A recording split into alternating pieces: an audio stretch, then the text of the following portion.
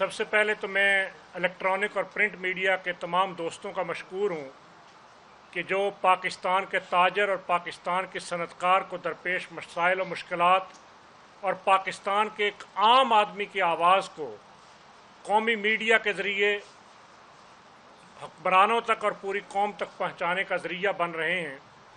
میرے ہمراہ اس وقت میرے دائیں جانب جناب شفیق قریشی صاحب صدر ہیں آل پاکستان نان بائی ایسوسی ایشن کے، ان کے ساتھ جناب میری بائیں جانب جناب شیخ جاوید صاحب جو صدر ہیں فرنیچر ایسوسی ایشن پاکستان کے، اسی طریقے سے ملک رضوان صاحب،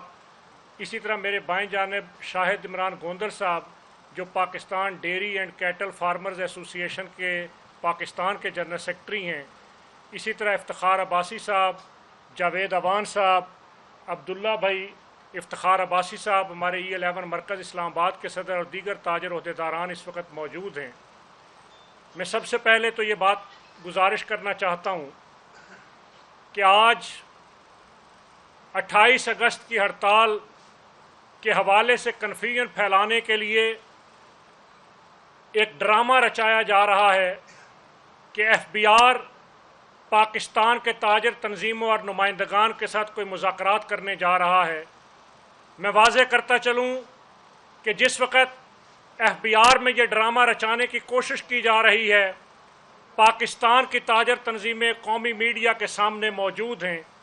اور واضح اور باشگاف الفاظ میں اس بات کا اعلان کر رہی ہیں کہ پاکستان کا کوئی تاجر نمائندہ کسی طرح کے مذاکرات میں آج شریک نہیں ہے۔ ہم آج کے مذاکرات کو ایک ڈرامہ سمجھتے ہیں،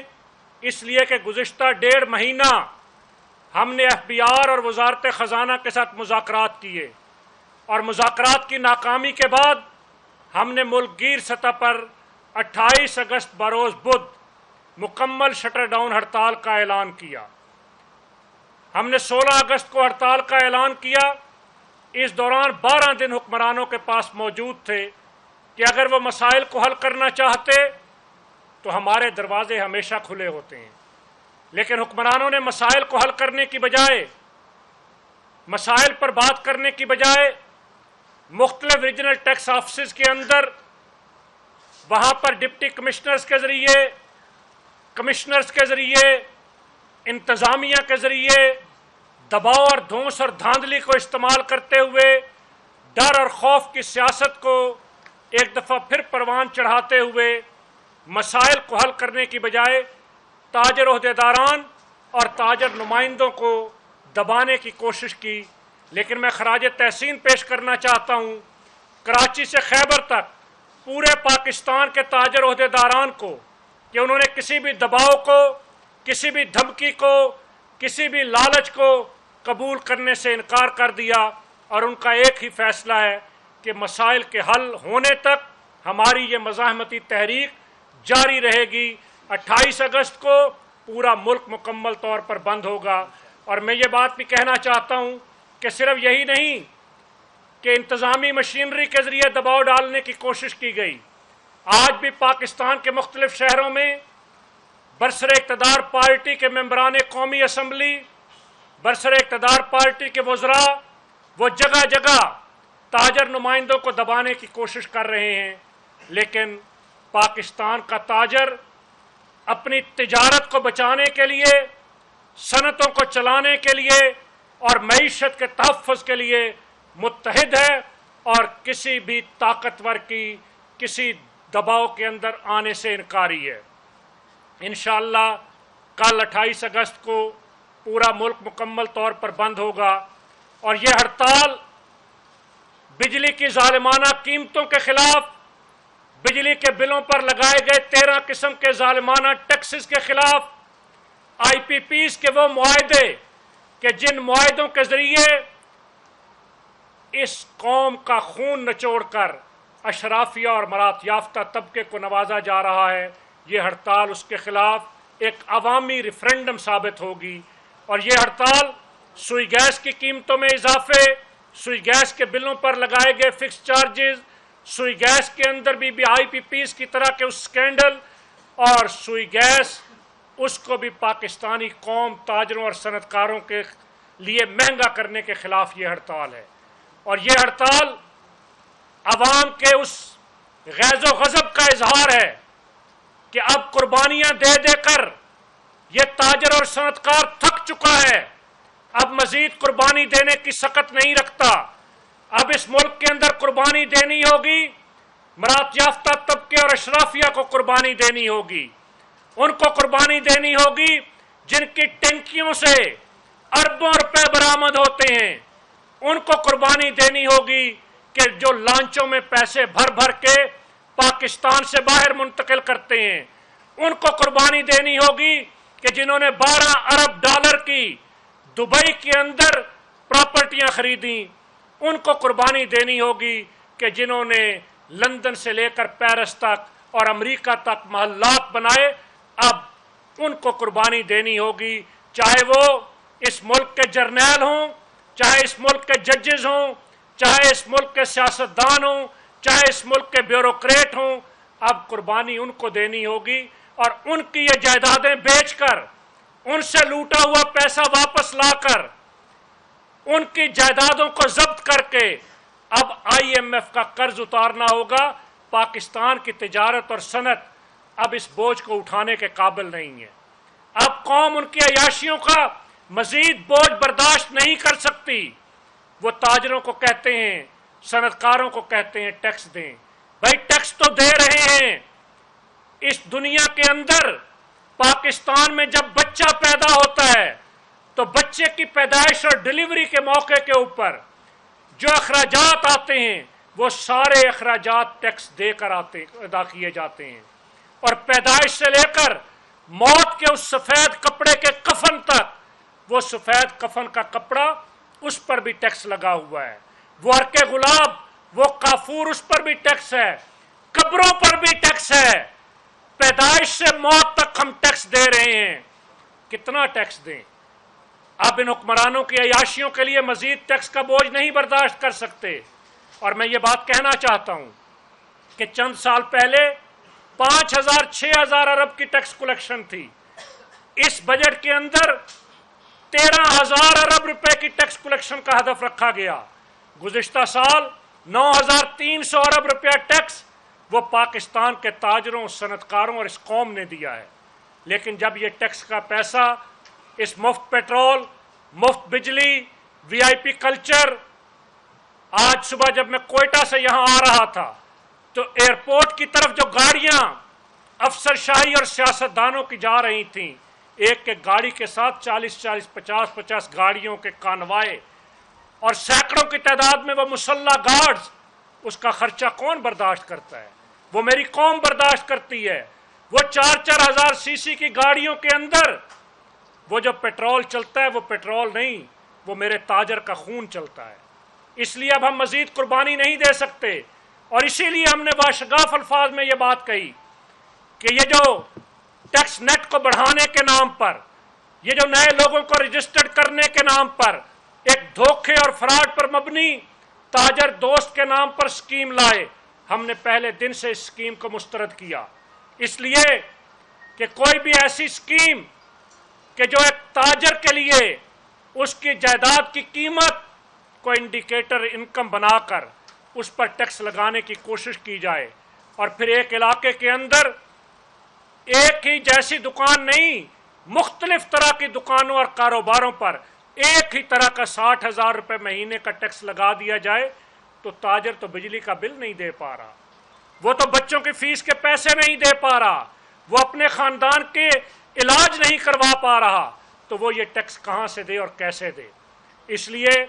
یہ تاجر دوست اسکیم ہمیں کسی صورت منظور نہیں ہے، اور یہ جو ایک ڈرامہ رچانے کی کوشش کی جا رہی ہے، کبھی کہا جاتا ہے کہ 60,000 روپے ماہانہ انکم، اس کو کم یا زیادہ کرنے کے لیے ہم اختیارات کمشنرز کو دے رہے ہیں، اس کو دینے کی طرف جا رہے ہیں۔ یہ ان کو اختیارات دینا بھی کرپشن کا ایک نیا راستہ کھولنا ہے۔ اسی طرح وہ یہ بات کہتے ہیں کہ ماہانہ نہیں، سہ ماہی بنیادوں پر ٹیکس لے لیا جائے گا۔ ہمیں نہ ماہانہ قبول ہے نہ سہ ماہی قبول ہے۔ واحد انکم ٹیکس کی جو قانون کے تحت پالیسی ہے کہ انکم ٹیکس کی ریٹرن سال کے بعد فائل ہوتی ہے، سال کے بعد اس کاروبار کی آمدن کا تخمینہ لگتا ہے، اور اس کی بنیاد پر وہ ریٹرن فائل ہوتی ہے۔ اس کے علاوہ یہ ماہانہ اور سہمائی کوئی چیز ہمیں قبول نہیں ہے۔ اسی طریقے سے یہ جو پورا چارٹ بنایا گیا ٹیکس کا، یہ بھی ہمیں قبول نہیں ہے۔ اس لیے تاجر دو اسکیم کی واپسی کے نوٹیفیکیشن تک حکومت سے کوئی مذاکرات نہیں ہو سکتے۔ اسی طرح بجلی کے بلوں کے اندر لگائے گئے ٹیکسز میں کمی کے نوٹیفیکیشن تک حکومت سے کوئی بات چیت نہیں ہو سکتی، اس لیے کہ ہم نے بہت موقع دیا بات چیت کا، بہت موقع دیا مذاکرات کا، بہت موقع دیا معاملات کو سلجھانے کا، لیکن اگر شیشے کے محلات میں بیٹھے ہوئے یہ اندھے بہرے اور گونگے حکمران یہ ملک کی معیشت کو نہیں چلانا چاہتے تو پاکستان کا تاجر اس معیشت کو چلانا چاہتا ہے۔ اس لیے کہ ان کے پاس حکومت نہیں ہوگی تو کوئی بیرون ملک ہوگا۔ ان کے تو سب کے دبئی، لندن اور امریکہ کے اندر محلات ہیں، یہ تو وہاں چلے جائیں گے۔ یہ تاجر، یہ صنعت کار، اس نے پاکستان میں رہنا ہے، اس کا جینا اور مرنا پاکستان کے ساتھ ہے۔ یہ وزیر خزانہ یہ اورنگزیب صاحب بریف کیس لے کے آئے، یہ کل حکومت نہیں ہوگی، یہ بریف کیس لے کے چلے جائیں گے۔ اور کتنے وزرائے خزانہ اس ملک کے اسی طرح باہر سے آئے اور امپورٹڈ وزیر خزانہ حکومتوں کے ختم ہونے کے ساتھ چلے گئے، لیکن ہم تو یہی ہیں۔ اس لیے ہم حکومت کے ساتھ کسی طرح کا ڈائیلاگ نہیں کر رہے، کسی مذاکرات کی میز پر نہیں بیٹھ رہے، اور یہ جو حکومت کے اپنے ٹاؤٹ، حکومتی مراحت حاصل کرنے والے، تاجروں کے نام پر حکومت کے اپنے اعلی کار، FBR کے دفاتر کو استعمال کرنے والے، سرکاری عہدے لے کر سرکاری مشینری کا استعمال کرتے ہوئے، سرکار کے وسائل کو استعمال کرتے ہوئے، یہ جو چند نام نہاد لوگ یہ کہتے ہیں کہ ہم مذاکرات کریں گے FBR سے، یہ پاکستان کا تاجر نہیں، یہ خود حکومت کے اپنے لوگ حکومت سے مذاکرات کر رہے ہیں۔ یہ خود ٹیکس لگوانے والے ٹیکس لگانے والوں کے ساتھ مذاکرات کر رہے ہیں۔ تاجر کسی مذاکرات میں شریک نہیں ہے، اور انشاءاللہ کل خیبر سے کراچی تک پورا ملک، صرف شہر نہیں، ایک ایک دیہات، ایک ایک گاؤں کی دکان بھی بند ہوگی، اور یہ اظہار نفرت ہوگا۔ اور میں میڈیا کی وساطت سے یہ بات بھی کہنا چاہتا ہوں کہ قوم اتنی تھک چکی ہے کہ وہ کسی مسیحا کی منتظر ہے، اور اگر پاکستان کا تاجر